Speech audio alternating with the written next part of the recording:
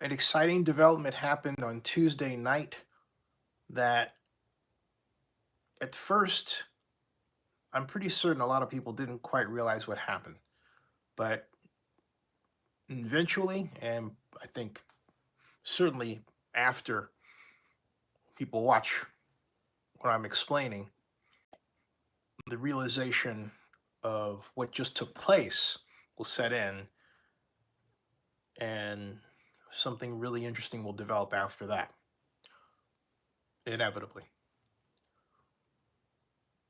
To explain how important the Oakland City Council's unanimous vote to give the exclusive negotiating agreement for the City of Oakland's part of the total Coliseum land, the other parts owned by the Oakland Athletics right now, uh, to explain how significant what happened Tuesday night was, I have to take you all the way back to when Ray Bobbitt and Breen Dixon and Russ Rivera and a number of people who formed the Black Hole Raider Organization and other associates and friends like myself got together and, in ways large and small, spearheaded the effort that was bankrolled by Ray Bobbitt, nightclub owner in San Francisco, to sue the NFL and the Raiders for leaving Oakland for Las Vegas. And that effort in and of itself was difficult because the city of Oakland was initially a recalcitrant, very recalcitrant player. And that's a great question, Excel Generations. Well, you can't see the question that Excel Generations asked. He asked me if I felt Oakland had a similar advantage, legal advantage, that St. Louis has as their case against the NFL advances through court. Let me get to that. But again, the city of Oakland was initially a recalcitrant player and eventually did go along to embark on the still active lawsuit. Yeah, it's taken some hits because it had antitrust focus rather than breach of contract focus. But the bottom line is the St. Louis version is essentially showing the way for the Oakland version. Now, while they were involved in the suit, Ray Bobbitt himself saw an opening to do something that he's always wanted to do. He wanted to, we talked a lot about this, Ray and I, privately. He wanted a named black group to own an NFL football team. That was what Ray was initially after, as well as all the rest of us involved. And I remember I would say to Ray, hey, maybe you shouldn't push the black part. Let's just sneak in under the radar. In other words, it's enough that we are black rather than just calling ourselves black, but Ray would not have it any other way. He wanted to hit society right between the eyes. And we're all right there with him. Where we are today, now I'm going to say where they are today, because there was a core group that was involved and is involved. And that's Ray Bobbitt, former Oakland City and Washington City administrator and boss of mine, Robert Bobb. Shonda Scott, who specializes in community organizations. Alan Dones, famed Oakland developer. Famed NBA sports agent and Bay Area legend Bill Duffy. And Loop Capital, headed by a number of great people there, and person close to me, Darrell Williams, who's related to my family, is involved as well. It is and has been a happy amalgam of people who have different, unique relationships, most African American, and of those not sympathetic to, if you will, the cause, and for different reasons, but they're all interrelated. For everybody to essentially do their role and get this far, I think deserves a round of applause. And no one was paid. I know there are people who would try to say, oh, you were paid and all that. But, ironically enough, the people who would actually say that had their own little side issues going on in deals and payments and all that. And that includes some people in the media too. And I mean mainstream media. And what I mean by that is you have some people who try to maintain relationships with people in power in order to get access. And those people are in the media. Getting that access is a payment. Keep that in mind. Getting that access is a payment. All right? But I digress. That was a microcosmic side issue. Really, really small, right over there on that shelf. Okay?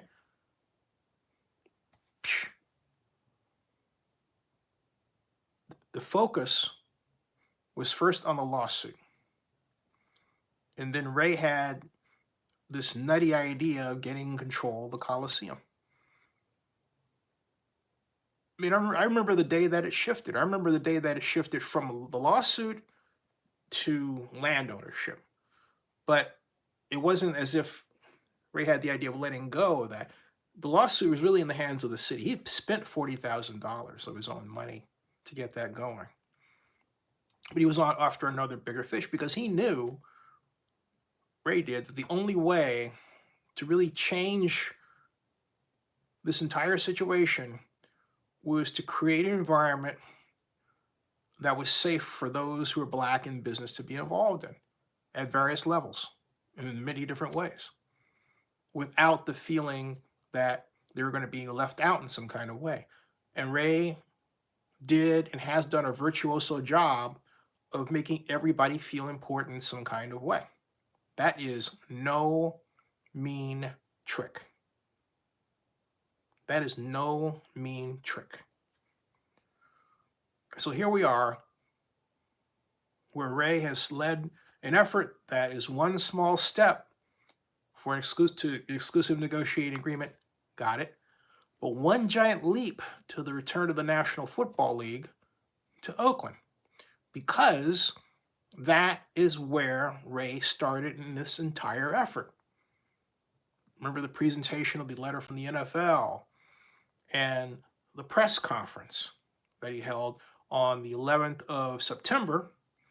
Yeah, 9/11. Think about that. 9/11 of 2020. That was the date of the press conference. And we came from there, and just when it looked like Ray Bobbitt had smooth sailing in his group, mysteriously in came the legendary Oakland A's pitcher, Dave Stewart, his wife, Lonnie Murray. And I wrote today, and I will say again, I feel very sorry for them because they, and I blame city staff for this, got involved in a situation which did not cause them to present their best look. They're obviously first-time developers. And Larry Gallegos, for the city of Oakland, had this really loosey-goosey structure where he would say, and he said to me, Zinni, you can submit a proposal. And I'm not saying that his saying that to me means it's laughable. No, it's how. Process, not me, especially given my background. But he or you or I could just submit a one-page sheet. No, you don't submit a one-page sheet scribbling your objectives on it and your plan, and you shouldn't think that you were going to receive an exclusive negotiating agreement, but that was the expectation that Larry set up. Far cry from the days when I worked as an intern and then a consultant to the Oakland Redevelopment Agency, where we had requests for proposals, and the requests for proposals were detailed, and they were your roadmap regarding what you needed to provide, how much money, what the fee was, the environmental report, the land uses, how you're going to present the land uses. All of this was spelled out in the request for proposal, and the result was a proposal. Let me give you a great example of what I'm talking about. The Oakland Army Base reuse project, where my longtime friend now Phil Tagami submitted a multi-binder response to the request proposal. And when, folks, I have back in Oakland one of the 9 binders that he submitted. That one binder, this thick, okay? This thick. Complete with detailed plans all the way down the piping and utilities and everything. That is a response to a proposal. But you only get that kind of response to a proposal when the specifications for the response are laid out in the request for proposal. You can't do that, and that's what Larry was doing. That's why I came to this kind of Hail Mary, wake up everybody habit of referring to the city staff as incompetent, because I know how these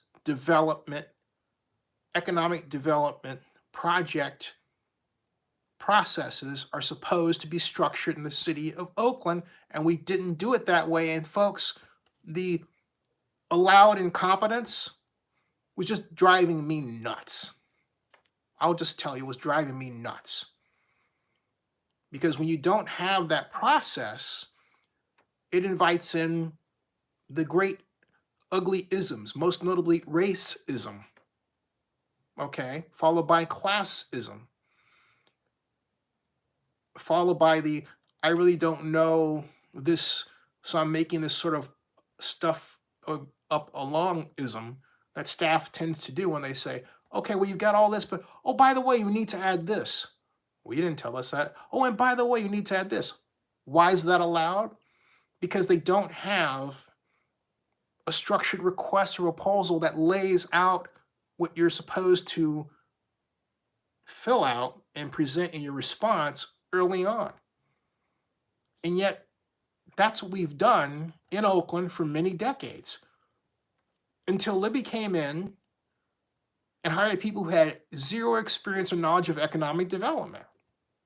The people that we had doing economic development, the Fred Blackwells of the world, fled to places like the San Francisco Foundation, and those folks like me were out there who had the experience, were running their own media companies. So you had these little mau-maus who were saying, well, oh, he's media and everything else, as opposed to looking at me like Steve Kerr. Hey, guy's in the broadcast booth, but he winds up running the Warriors. Point that I'm making is, when you have a problem, you seek out the answer. You do not put up walls. And yet that's what Libby's people did. And she brought in people and has them there who have no experience at tax increment financing, little or no experience, even Melrose community facilities financing, okay? I can go way into the weeds on this. But this is the environment that Ray, Bobbitt, and the African American Sports and Entertainment Group found itself in. And yet, Ray handled it with what could only be described as aplomb and a constant focus and determination. Even in the darkest moments, there was never a dark period where it was pitch black. It didn't matter if you had one staffer major staffer, the deputy city administrator who didn't even know who Loop Capital was, and then acted basically like, hey, you're black, you can't possibly have money or access to it. All right?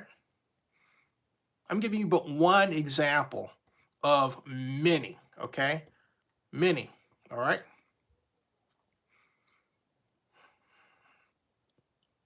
They got over those hurdles. They got over the hurdles of the mayor not forcing Dave Stewart to work with the better qualified AASEG. They got over the online social media insults that Dave and his wife were sadly throwing out in their worst moments. Okay. Okay.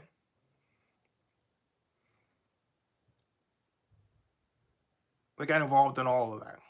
They survived all of that.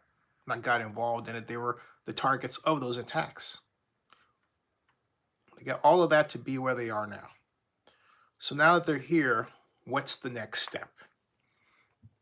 The next step has been presented already in a video I have, which is on Oakland News Now, and also Zenny62 YouTube. AASEG just type Stadium or Coliseum City.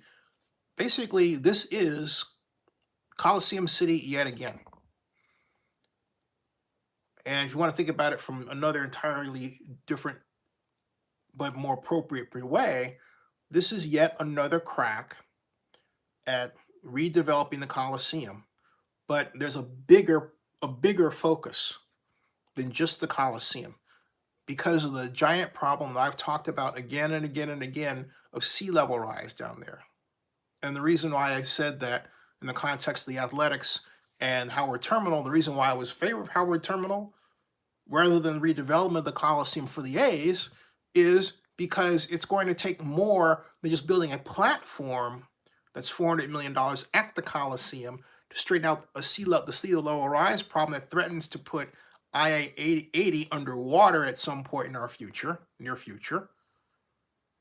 And it's already been a problem when we get this ugly combination of high tides, high rain. You can see it along 81st Avenue in the Coliseum. You can see it at the Oakland Airport. We're talking about an area that is influenced by this high tide rising sea level problem that goes from 66th Avenue all the way to the San Leandro border, and then from Oakland Airport in the water all the way inland to roughly International Boulevard. It's that big. It's roughly 7,000 acres. And I'm not saying that Ray's responsible for all that, but just as when I put together the data for what became the Coliseum redevelopment area, just as that was defining the area was the focus at the time back in 1988. Now, guess what, folks? I believe that such a redevelopment area is going to be needed yet again to raise the money to fix that sea level rise problem. And that's got to be done in order to set the proper table for what AASEG wants to do, African American Sports and Entertainment Group, AASEG wants to do, or anyone else or any other developer partner wants to do down there. That has to be done. That problem has already only grown. It's not going away. It's doing the opposite. It's getting worse. So job number one is really defining that problem, coming to an agreement on a kind of plan to fix it that's part of the overall plan. Very much like what the A's are facing at Howard Terminal, which, yes, has its own sea level rise problem, but it's more manageable down there because you're talking about just fixing 55 acres of land. You're not talking about 7. San Leandro, if you don't know, is just right next door to East Oakland. Just right next door. And so here, the San Leandro City Council has taken steps to solve the problem from their end. But what has Oakland done? Nothing. So now that the ENA is in place, there will be something to do. Let's not make any mistake about it. This is the revival of Coliseum City, the project. This time, however, you have a group of serious players.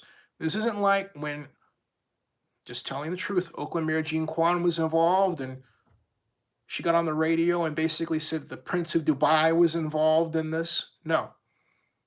This is a much more intelligent effort that goes beyond the idea, far beyond the crazy idea that you need a rich person that has a lot of money to put those dollars into the stadium complex. Now, with all the kinds of financing there are available and have been available for years that Oakland hasn't used. No, that's not it. Oakland used to be ran that way. Well, you got to have somebody that's in the Mideast. It's always a Middle Eastern person. Serious. It's ridiculous. It's ridiculous.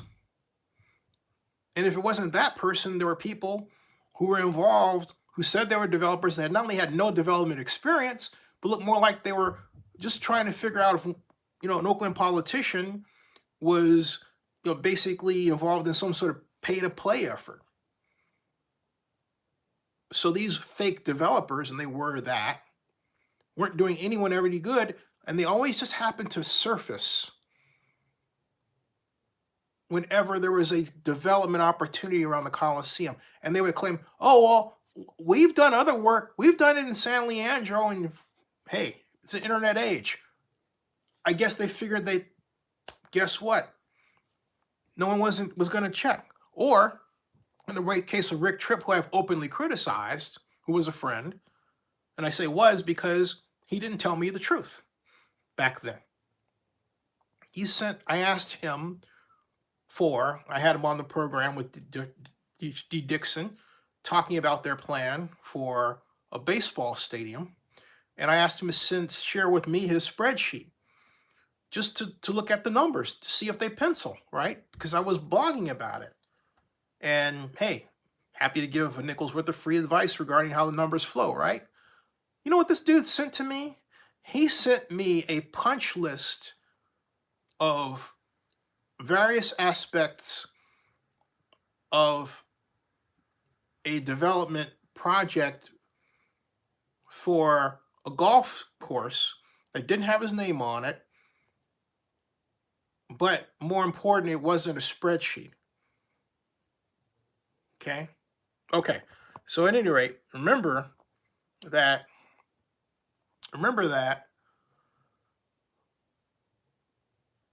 Rick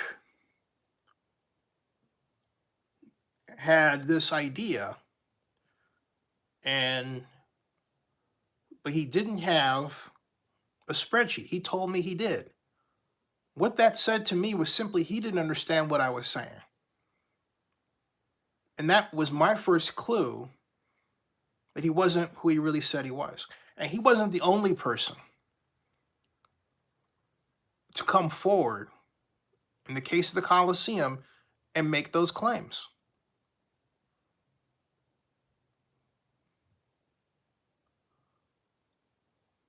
They had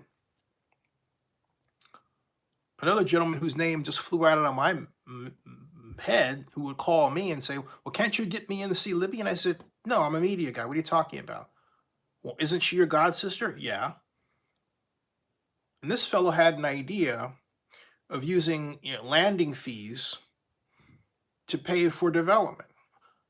That's a tall order that doesn't really pencil. And it was more elaborate than that, but he didn't have a spreadsheet. Then he claimed, oh, yeah, well, I'm in the news. Okay, where? And then he pointed me to an article in the Oakland Tribune about 03 development. And it wasn't a kind one. And I said, you're passing around something that makes you look bad. And you're saying that I'm supposed to take you seriously when this article basically makes you look like a crook? Huh? I'm serious, folks. These are the kind of folks that the Coliseum had been attracting, and the city of Oakland was doing nothing to chase away.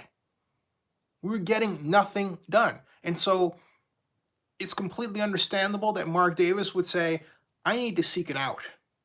I need to get out of this. And it's quite understandable that the NFL would say, this isn't going our way. And the mayor wasn't listening, as the NFL has personally told me, to her. The NFL did not like doing business with my friend Oakland Mayor Libby Schaaf because Libby has this habit of trying to act like she's got it rather than having a specialist that represents her at the table so that the city comes away with a deal that it's proud of. And I've said this to her again and again and again. Do not put your face out in the middle of the negotiating table. But Libby has this thing that she does where she feels like she's got to prove to you that she's smart in ways that have nothing to do with proving intelligence. Sometimes you can prove that you're smart by not getting involved in areas that are not your expertise. In this day and age, we have elected officials, not just Mayor Schaaf, who so believe the spotlight is their money's wealth to advancement, they don't know when to take themselves out of that spotlight. And that's what Libby has done.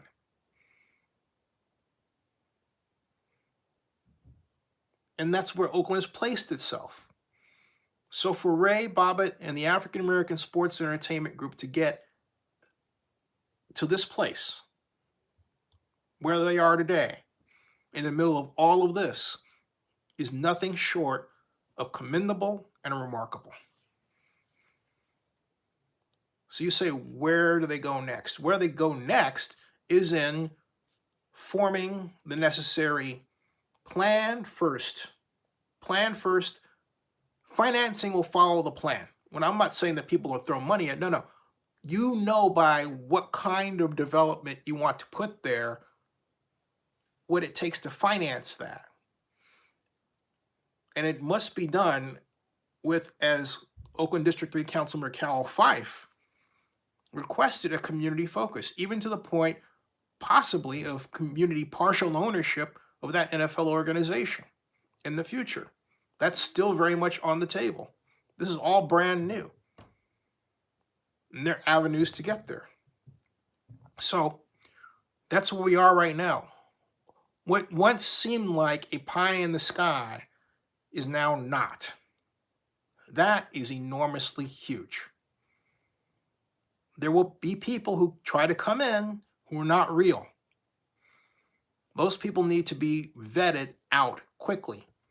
We know some of them are, but the best way to make absolutely certain that everybody has their defined roles, to have a defined plan and a matrix of who does what, but also how to evaluate, as former Mayor Oakland Mayor Elihu Harris used to say, whether the person's real or Memorex. That's easy to do. I'm not talking about just in terms of financing or money, just know-how. If someone says they have a spreadsheet or idea, let them present it for that piece. But if we have, if the African American Sports and Entertainment Group has a series of land uses that fits market study and statistics, then guess what? That final report and that outcome will knock out anything else that doesn't belong there like that. Well, that's easy to put together. And in fact, there's been enough work done now to put that together already. That's the other great aspect about this, news aspect about this. But there's a lot of work to do that involves the community.